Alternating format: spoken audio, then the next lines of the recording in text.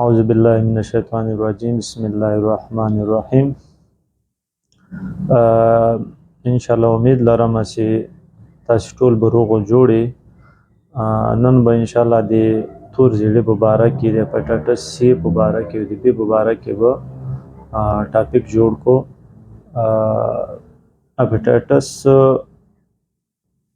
سی چې دا هغه د جګر خرابي. هیپاټایټس سی مثلا چې د چا هیپاټایټس سی مثلا دیغه د جګر سوزش ده، نو جګر سوزش جګر په خپل باندې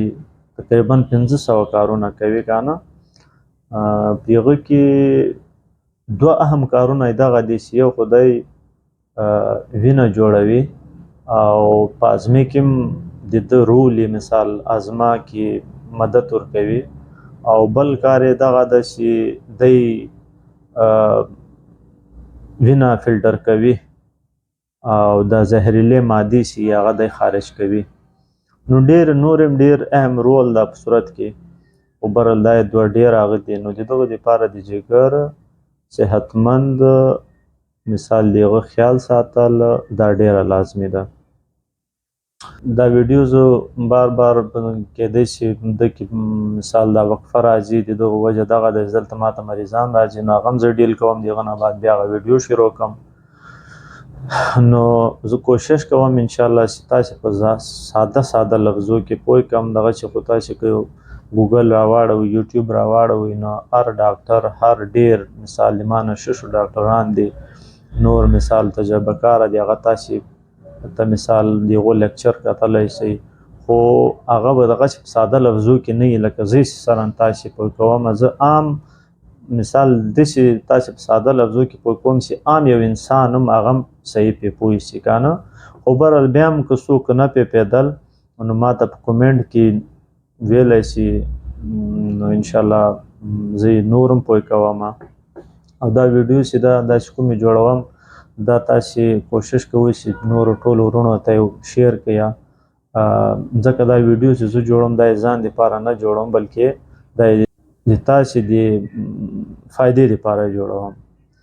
نو جګر د خرابېدل مثال دا تور زړی ولې کیږي دغه څه وجوهات خو یو دغه دي چې یو خو متاثره شخص دیغه کوم شیان سي استعمال سي یو عام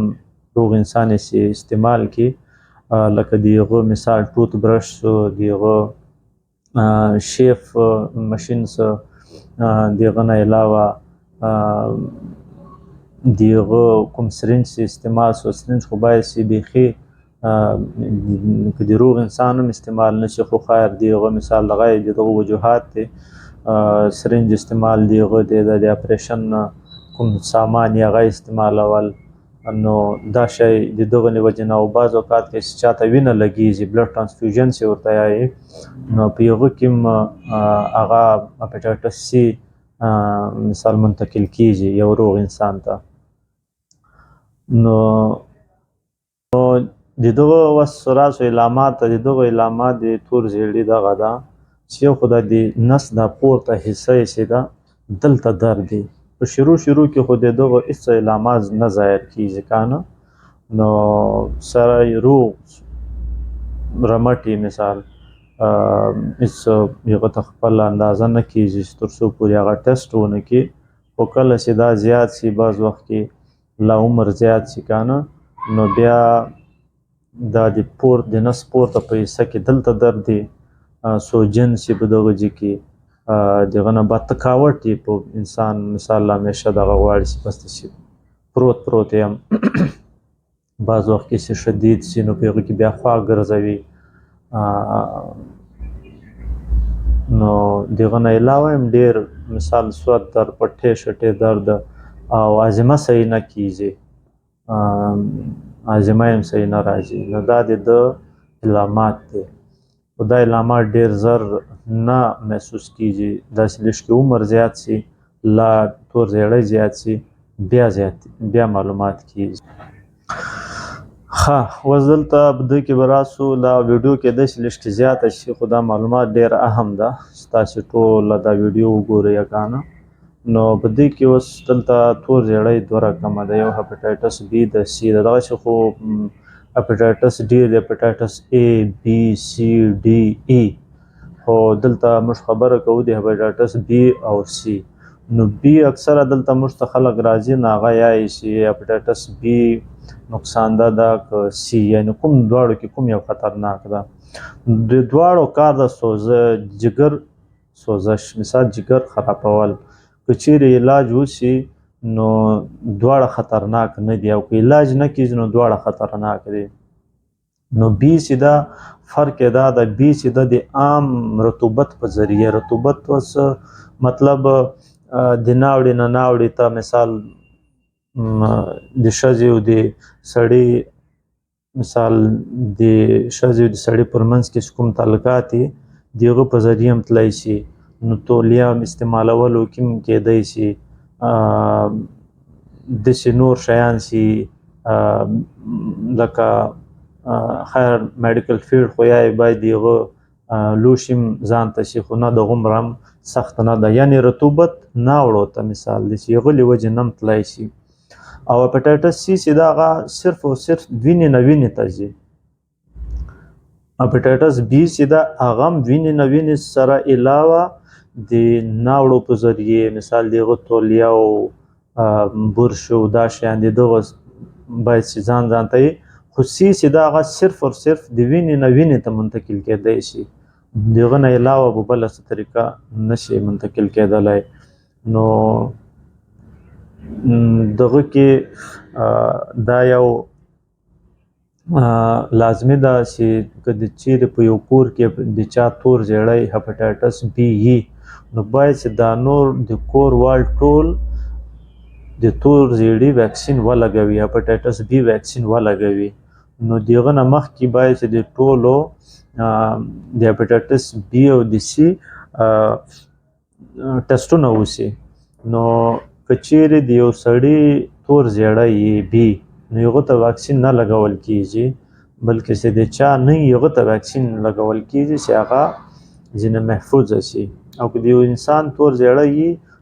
بي وي نو هغه ته واکسین ځکه نه لګوي چې هغه الریډي په دغه باندې بوخت ده. د هغه نه بعد به راسو چې د تور زیړي چې د چا یي د هغه پرهیز څه شی ده. پرهیز خو یو دغه ده چې یو خو دا پروسس، مثال دا کوم تیارې خوراکونه چې په بازار کې لکه مثال پکوړې، سموسې، جلیبۍ، پراټې، دا نه باید چې یعنې په کوم شي کې غوړ زیات باید د هغه نه پرهیز وکړل شي، او باید چې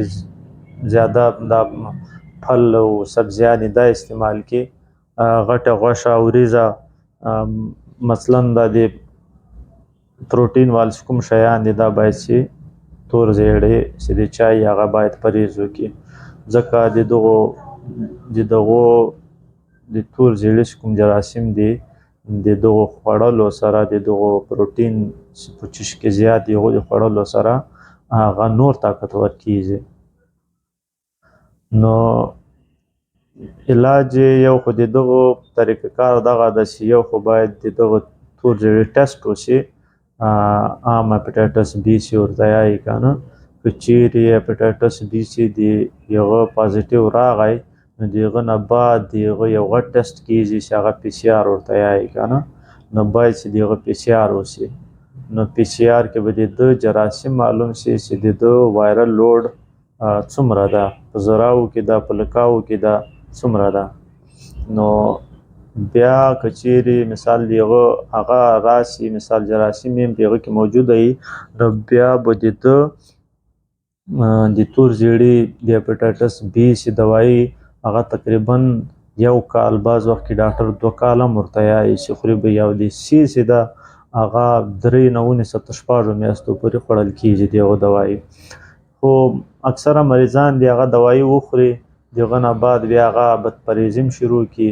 او بیا څه دوباره یې ټسټ نه کوي، که یې کوي نو 2 کاله 3 کاله بعد 4 کاله بعد. نو دا صحیح شی نه ده، ځکه چې بلکې ډاکټر هم ورته یایي چې کله د تا یو وارې تور زیړی څه نو باید چې ته د هغه ټسټ پی سي آر چې ورته یایي دا باید شپږ میاشتې که نه کال بعد خو باید چې لازمي سړی وکړي، ځکه دا داسې خاموشه بیماري ده چې جراثیم کېدی شي هر ټایم مثال بېرته راژوندی شي او خپل کار شروع کړي، یعنې جګر خرابول دی، هغه کار جګر خرابول دی. نو هغه پی سی آر باید چې شپږ میاشتې کال بعد خامخا سړی وکړي. نو اکثره خلک دی هغه بس د هغه تور زیړی بس ګولۍ وخوري، نو هغه بیا چې ټیسټ کوي نو هغه وړوکی ټیسټ کوي، یا د ما مرض وګوره شته که نه شته. نو په هغه کې چې یو وارې د چا راشي نو واړه ټیسټ کې بیا پوره ژوند کې د هغه راځي. نو اصل ټیسټ د هغه سیده هغه پی سی آر ده. که پی سی آر کې رانغی مثال پی سی آر یې نیګیټیو و نو هغه ته د هېڅ ضرورت نشته د واړه ټیسټ لا د علاج د هېڅ ضرورت هغه نه لري. نو باید چې که د چا ورې تور زیړی شي نو باید چې شپږ میاشتې بعد کال بعد هغه همیشه دغه خپل ټیسټ کوي، نو وختاً فوقتاً به هغه ته د خپل مرض معلومات حاصل کیږي. نو دا د هیپاټایټس سی یو مختصر تعارف او معلومات مې درکړو. دغه خو دا ټاپک چې 2-3 ورځې په یوه غږیز هم کم ده، خو زه کوشش کوم چې مین کوم پوینټونه یې هغه تاسو ته ورسوم. نو